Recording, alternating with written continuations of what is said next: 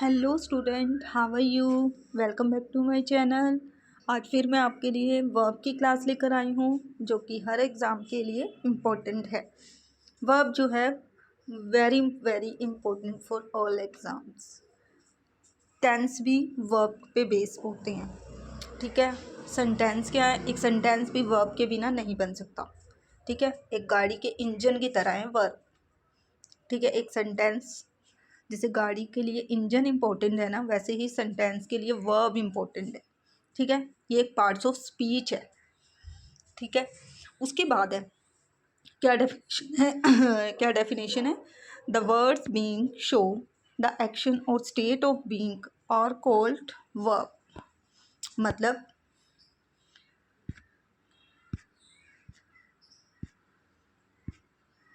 Verb जो है किसी काम के होने या करने का जिससे पता चलता है वो क्या है, वर्ब।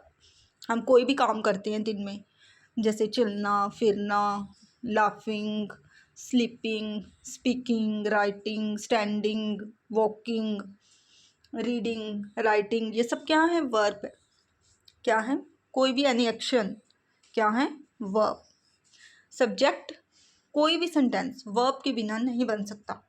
हर सेंटेंस के लिए, एक सेंटेंस के लिए ज़रूरी होता है सब्जेक्ट, वर्ब एंड ऑब्जेक्ट। तो वर्ब के बिना ये सेंटेंस कंप्लीट नहीं होगा, ठीक है। नेक्स्ट है for example she is a teacher.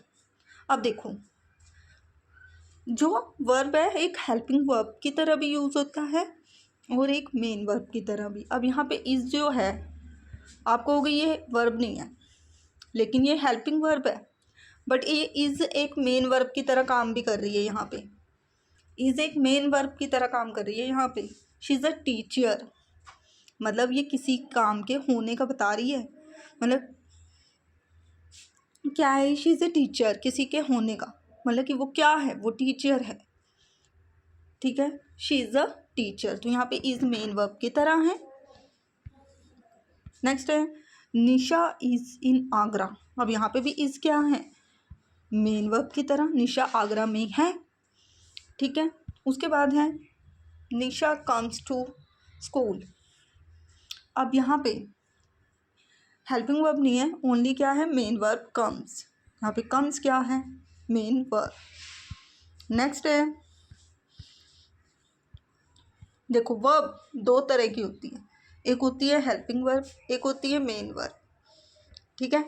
Helping verb होती है प्राइमरी ऑक्सिलरी वर्ब और model auxiliary verb, modal auxiliary verb. और दूसरी होती है मेन वर्ब, एक फिनाइट और एक नॉन फिनाइट। फिनाइट में जैसे टेंस वगैरह आ जाते हैं। और अब देखो, सबसे पहले हम समझते हैं प्राइमरी ऑक्सिलरी वर्ब क्या होती है। प्राइमरी ऑक्सिलरी वर्ब होती है जो हेल्पिंग वर्ब होती है, इज एम आर जैसे हो गया, वाज वर बीन, ये सब क्या है, प्राइमरी ऑक्सिलरी वर्ब। कौन सी, इज एम आर,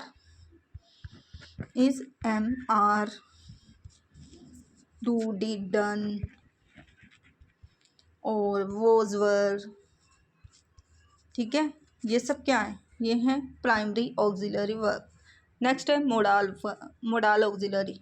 मोडाल होते हैं 13 तरह के, can, could, will, shall, would, should, may, might, use to, need, done, must, dare, must, ought to, ये सब क्या है, 13 मोडाल वर्ब, ठीक है। तो इनका यूज़ हम कैसे करते हैं, ये जो होती हैं इनके बाद जो भी वर्ब आती है मोडाल वर्ब के साथ, मोडाल ऑक्सिलरी वर्ब के साथ के बाद, अगर ये as a helping verb use हो रही है तो इनके बाद जो मेन वर्ब होगी वो वर्ब की फर्स्ट फॉर्म होगी। कौन सी होगी, वर्ब की फर्स्ट फॉर्म। नेक्स्ट है for example I can do it. अब कैन है, यहाँ पे कैन मोडाल ऑक्सिलरी वर्ब है, यहाँ पे एक हेल्पिंग वर्ब का काम कर रही है ये, ठीक है। तो I can do it, can हो गया हेल्पिंग वर्ब और डू हो गया वर्ब की main verb, first form, I can do it. Next है वी शैल गो टुगेदर। अब यहाँ पे शैल भी जो है ना वो भी एक हेल्पिंग वर्ब का काम कर रहा है, और गो इसके साथ फर्स्ट फॉर्म आ गई, मतलब मोडाल वर्ब के साथ हमेशा वर्ब की मेन वर्ब जो होती है वो वर्ब की फर्स्ट फॉर्म यूज़ होती है। नेक्स्ट है he use to work hard. अब यूज टू भी क्या है, modal form, modal form as a helping verb, इसके साथ जो वर्ब की फॉर्म आई है मेन वो है वर्क, तो वो क्या है, फर्स्ट फॉर्म, मेन वर्ब की फर्स्ट फॉर्म।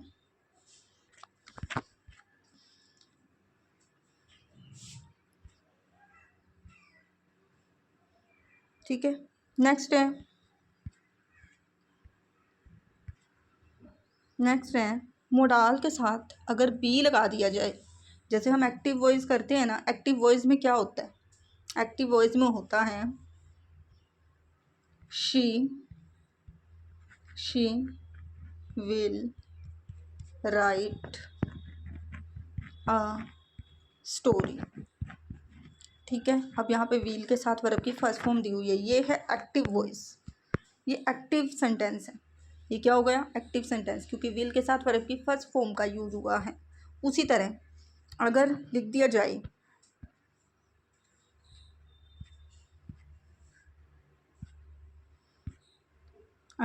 जाए she will be written a story. अब देखो पैसिव वॉइस में हम हमेशा वर्ब की थर्ड फॉर्म यूज़ करते हैं, और यहाँ पे विल के साथ बी भी लगा है, और मॉडल फॉर्म के साथ हमेशा बी लगाते हैं जब पैसिव वॉइस में इसको कन्वर्ट करना होता है, और साथ में वर्ब की थर्ड फॉर्म लगती है, और जब वर्ब की थर्ड फॉर्म लगी है विल के साथ तो साथ में बी लगाना ज़रूरी है। तो आपने समझ जाना है कि ये पैसिव फॉर्म में है। ठीक है, क्योंकि पैसिव फॉर्म में वर्ब की थर्ड फॉर्म आती है और मॉडल वर्ब के साथ बी का यूज़ होता है। Is that clear? नेक्स्ट है अगर मॉडल फॉर्म के साथ आपको बी प्लस ING दिखे तो वो भी एक्टिव होगा। क्या होगा? एक्टिव, ING वर्ब की फर्स्ट फॉर्म के साथ। नेक्स्ट है मे और कैन का यूज़। मे और कैन का यूज़ हम करते हैं परमिशन के लिए। मे एज अ फॉर्मल यूज़ होता है, जैसे स्कूल में मे आई कम इन सर, ठीक है, मे आई गो टू ड्रिंक वाटर, और ये फॉर्मल वे में हो गया, जैसे ऑफिस में या स्कूल में। कैन का यूज़ हम इनफॉर्मल वे में करते हैं, जैसे अपने फ्रेंड से कुछ परमिशन लेना, अपने घर से किसी पर्सन से कुछ परमिशन लेना। मे आई कम इन सर हो गया फॉर्मल, और can I take your scooter, can I take your book, तो ये क्या है, हम किसी फ्रेंड से मांग रहे हैं। ठीक है, तो ये हो गया इनफॉर्मल वे के लिए कैन का यूज़। ठीक है, नेक्स्ट है शुड।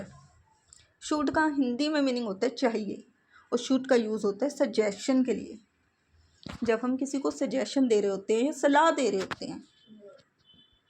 जैसे you should have lunch on time, तुम्हें अपना लंच टाइम पर लेना चाहिए, टाइम पर करना चाहिए। हैव मीन्स होता है लेना, अब हम लंच खाते हैं तो हैव, ठीक है, जैसे हम बोलते हैं I take tea, take means लेना, अब यहाँ पे हैव का मीनिंग भी लेना ही होता है।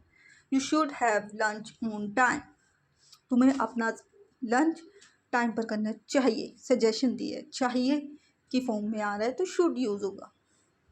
नेक्स्ट है लेस्ट और शुड का भी एक पेयर होता है, जहाँ पे आपको सेंटेंस में लेस्ट दिखे, ठीक है, लेस्ट दिख जाए तो उसके बाद जो होगी मॉडल फॉर्म वो कैसी होगी, शुड। ठीक है, जैसे कि लेस्ट का मतलब होता है कि ऐसा ना हो जाए, कहीं ऐसा ना हो जाए। Work carefully लेस्ट you should fail, ध्यान से चलो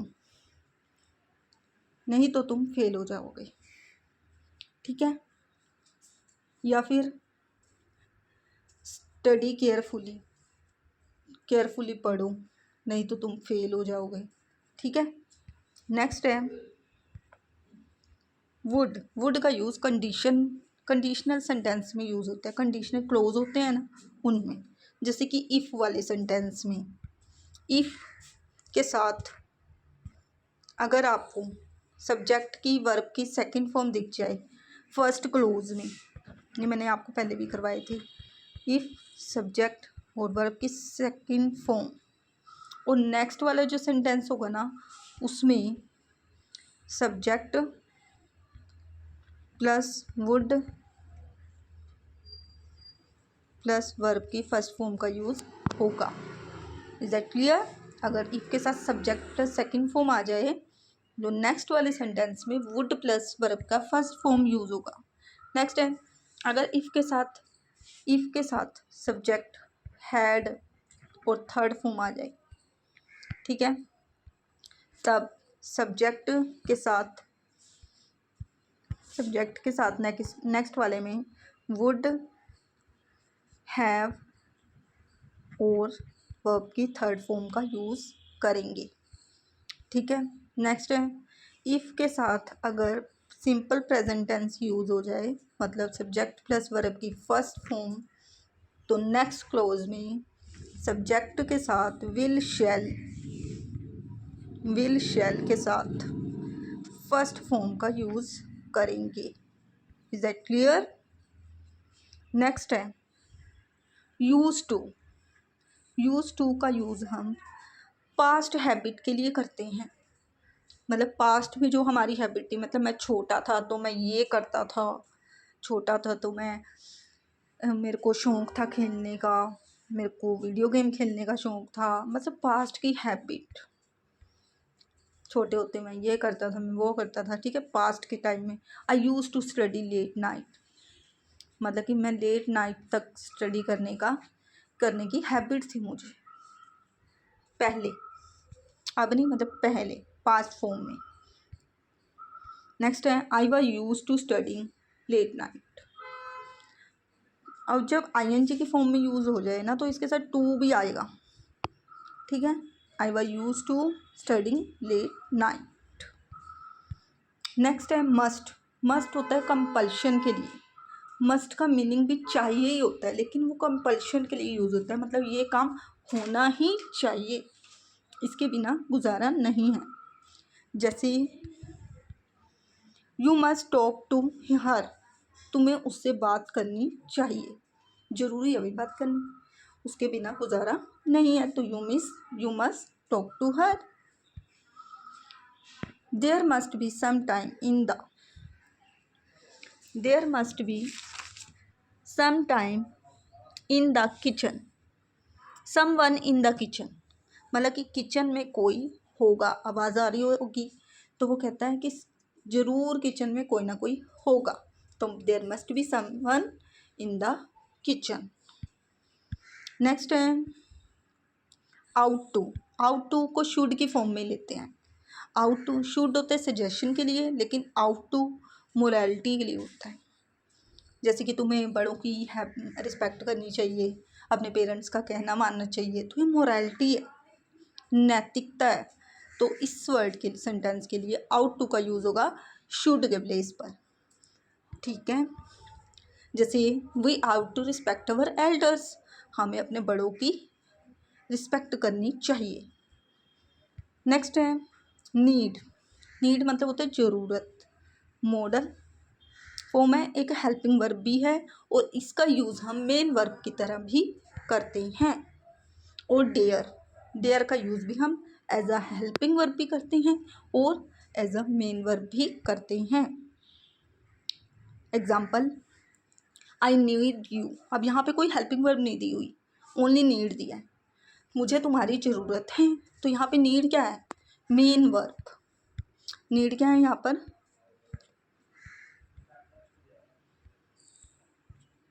नीड यहाँ पर मेन वर्ब है, और आई क्या है सब्जेक्ट, और यू क्या है ऑब्जेक्ट। नेक्स्ट है नीड और डेयर का हम हेल्पिंग वर्ब और मेन वर्ब दोनों की तरह यूज़ करते हैं, ठीक है। और डेयर का भी मेन वर्ब प्लस टू लगा के प्लस वर्ब की फर्स्ट फॉर्म का भी यूज़ हम कर सकते हैं। जैसे कि अगर हेल्पिंग वर्ब की तरह यूज़ हुआ है तो मेन वर्ब की फर्स्ट फॉर्म आ जाएगी साथ, अगर मेन वर्ब की तरह यूज़ हुआ है तो टू के बाद वर्ब की फर्स्ट फॉर्म आएगी, ठीक है। अगर उसमें दो वर्ब दिए रखी हैं सेंटेंस में, जैसे कि you need not to worry about me, ठीक है। अब यहाँ पे नीड क्या है, ये नीड के साथ नोट लगा है। जब नोट लगा होता है ना इसके साथ, तो इसका मतलब ये हेल्पिंग वर्ब है, ना कि मेन वर्ब, क्योंकि हेल्पिंग वर्ब के बाद ही नोट लगता है। ठीक है, तो यहाँ पे टू लगेगा ही नहीं, यहाँ पे सीधा वर्ब की फर्स्ट फॉर्म लगेगी। ठीक है, उसके बाद नेक्स्ट एग्जांपल है, you do not need to worry about me. अब यहाँ पे डू है हेल्पिंग वर्ब और नीड क्या है, मेन वर्ब, और यहाँ पे दो वर्ब दे रखी हैं, तो सेकंड वर्ब जो होती है ना उसके आगे हम टू का यूज़ करेंगे। ठीक है, you do not need to worry about me, मतलब हेल्पिंग वर्ब की तरह नहीं यूज़ हो रहा है, यहाँ नीड मेन वर्ब की तरह यूज़ हो रहा है, तो यहाँ मेन वर्ब के बाद टू लगेगा। Is that clear? I hope you understand. Next है, he dare not talk to her, उसे उससे बात करने की ज़रूरत नहीं है, आवश्यकता नहीं है। डेयर नॉट टॉक टू हर।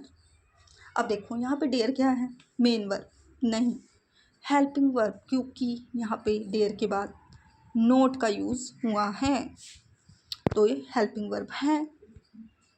ठीक है, उसके बाद है,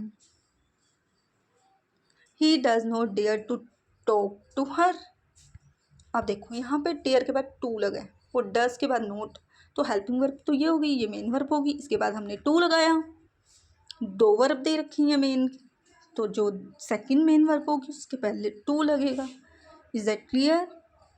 नेक्स्ट है, अब हमने कर ली है मॉडल फॉर्म, उसके बाद हम करेंगे मेन वर्ब, फिनाइट वर्ब और नॉन फिनाइट। फिनाइट होती है टेंस के जो सारे रूल है ना वो फिनाइट के अंदर आ जाते हैं, फिर नॉन फिनाइट में आ जाते हैं इन्फिनिट, जीरंड और पार्टिसिपल। ये मैं बाद में समझाऊंगी आपको। So I hope you understand this class. Thank you all of you. अगर आपको क्लास अच्छी लगी हो तो प्लीज़ लाइक करें और शेयर करें अपने फ्रेंड्स में।